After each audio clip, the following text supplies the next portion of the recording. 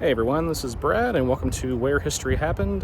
So today I am in Southgate, Kentucky, northern Kentucky, just outside of downtown Cincinnati. Today we're going to visit the site of the Beverly Hills Supper Club fire that occurred on May 28, 1977. So one of the worst nightclub fires in history. So again, there's not really anything left of the club, but there is some memorials and plaques and things of that nature, so I'll take you along and tell you the history, so let's go check it out. So the Beverly Hills Supper Club was a long time popular night spot and venue for different entertainers of the 50s, 60s, 70s. Think Dean Martin, Bob Hope, Jerry Lewis. There was a lot of big name acts that came from all over the country to this club. And the club even had some connections to organized crime, the mafia, back in its early days as well too. But the club had been a popular spot back into the 1920s and 30s, so it had been around for quite some time by the time of the fire in 1977. The club, the problem the club had was a lot of rooms were added on kind of haphazardly. They were done sort of in a non-linear way where they weren't up to current building codes and fire codes, and they were just kind of tacked on, creating sort of an odd layout in the building that wasn't very conducive to the event of a fire. The club was also built of a lot of flammable materials, including wood, carpet.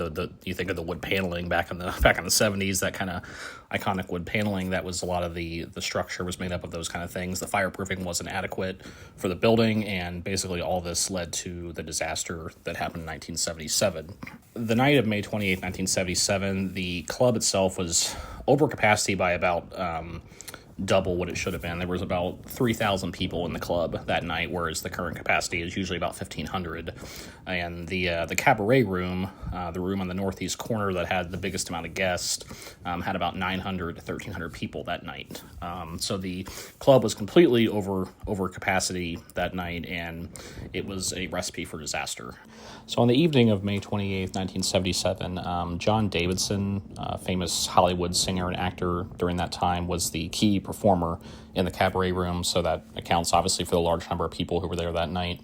But the fire itself actually began in a smaller room called the Zebra Room, which was down the hall from the cabaret room. And there was reports of heat, there was reports of smoke, and again, just the way the building was designed, and then the way the hallways were laid out with the oxygen and doors being open, the fire basically roared down the hallway from the Zebra Room into the cabaret room, and it took literally minutes, if that. So there really wasn't much time for anyone to react, and again, there were so many people in the club, and there was parts of the club that were unaware of what was going on in other parts of the club, and it was just basically a recipe for disaster. There wasn't enough exits. The smoke quickly overcame those who were in the cabaret room and in the other parts of the club. And again, most of the victims passed away more from the smoke inhalation versus the actual fire itself. So it was more just the amount of toxic smoke that was being emitted from the club and from different materials that made up the club itself. So again, it was more suffocation versus burning that unfortunately led to those who perished that night. But again, the response was huge from local fire departments. They came from all over northern Kentucky into Ohio, and just there was a huge response of those who battled the fire that night and helped those survivors and assisted those who were injured. And unfortunately, the death toll did come up to 165 people who perished that night. So it was a tremendous tragedy. Even the then Kentucky Governor Julian Carroll was on site, and he was a big proponent of the investigation and figuring out what happened at the club.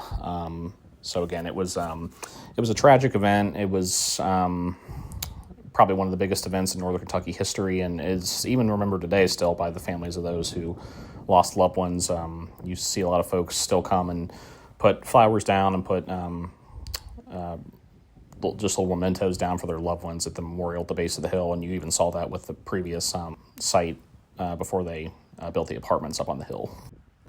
So ultimately, the investigation concluded that faulty wiring was to blame for the cause of the fire. There have been some theories over the years that there was arson involved, especially with the club's connection to organized crime and things of that nature. I think there have been at least maybe one book published on some evidence for that theory, but it was never conclusively proven, and the official ruling came down to faulty wiring.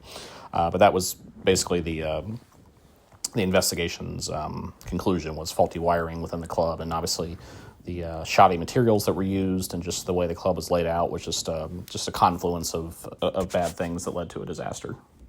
So the area where the club used to be is now occupied by these apartments, but up there on that hillside is where the actual club was, and they have not built anything up there. I'm not sure what the plan is. There is some equipment up there right now, but I'm not sure what the ultimate plan is for that. I know there's I have a friend who's a lawyer, and there's some laws in Kentucky about building on the site of, where deaths occurred or where fatalities occurred, and again, there was quite a few in this fire, 165 in total, so I'm not sure what the plan is for that, but we'll see what happens with that.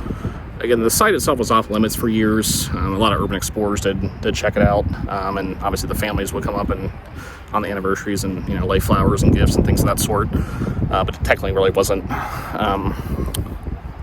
something you could go visit, legally, technically, but people did anyway. I mean, I have friends that did, but there is a historical plaque that they unveiled down at the base of the hill, and also a memorial that they built shortly after these apartments were built. So let's go take a look at those. And here's another shot of the actual site. So again, it was over in this area here. Again, not sure what their plans are for this, but doing something, that's for sure, but I don't know long term what they're going to be doing here. So, but yeah, that's where the club was, right in this area here. So, and we'll see what happens with it. We're heading down to the base of the hill, and we'll check out the plaque and the memorial. And this marker was erected in 2007, so site of Beverly Hills Supper Club, popular night spot from the 1930s to the 1970s, burnt May 28, 1977, killing 165. Third worst nightclub fire in the U.S., changed building code enforcement, first disaster case tried as class action suit, merging 300 claims, landmark litigation lasted years, settlement of some $30 million, first mass tort action in the U.S. And then the opposite side here says, emergency squads came from miles around, temporary morgue set up in nearby Fort Thomas Armory. Families arrived for days searching for loved ones as sites smoldered. Story dominated the news. Probable cause was faulty aluminum wiring. Most people in the area knew someone who lost family here. And more recently, in 2023, shortly after building the apartment condominiums where the site used to be, they unveiled this memorial down here at the base of the hill in 2023. So again, the site itself was up that road, which are now occupied by the apartment condominiums. But it was kind of gated off up that road. The road was kind of still there and overgrown for years. A lot of urban explorers would check it out. I have some friends of mine who even went up there, and there was like some even artifacts left over from the club, like dishes and just different artifacts from the actual supper club itself. And some of those have made their way to eBay. People have sold them and bought them and things like that. There was a memorial, kind of a statue. I think it was like kind of an angel or Christ or Mary or I think something along those lines that overlooked Interstate 471 out there. And again, over there is where that historical plaque was that we looked at a second ago. But yeah, it was, again, kind of off limits for a long time. And the families of the victims, regardless of what went in the spot, they wanted to have a memorial, placed here. So again, that was, done in 2023, a couple years after they built those or started building those apartments up there. Let's go take a look at it. So you can see here, there's kind of a ring of stones of all the victims that encircles the entire memorial here. Again, 165 people were tragically lost that night in 1977. And you can even see that there's still some families who've laid some little stones and different things on the names of their loved ones. So again, it still was a, again, it's been almost 50 years. It'll be 50 years in 2027, but it's still a pretty big event in this part of northern Kentucky. So you can see here, they kind of have the history of the club. And again, it was a pretty big place for about 4 decades. attracted some top-notch acts. You can see there on the sign: Frank Sinatra, Dean Martin, Jerry Lewis, Bob Hope. So it was a big deal. So it was a big place. So you can kind of see over here some of the firefighter stories and kind of what they dealt with that night. Was very, very tragic. So I've read at least one book on the subject, and it's, it was just a really bad confluence of circumstances. Just poor materials, poor building materials, faulty wiring, just not enough exits.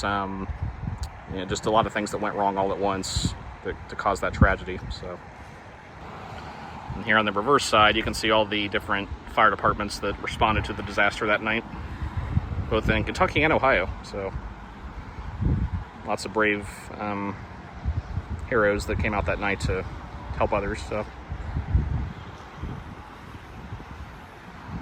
and over here, you can kind of see just kind of the legacy and kind of the positive impacts that came out of the tragedy. Just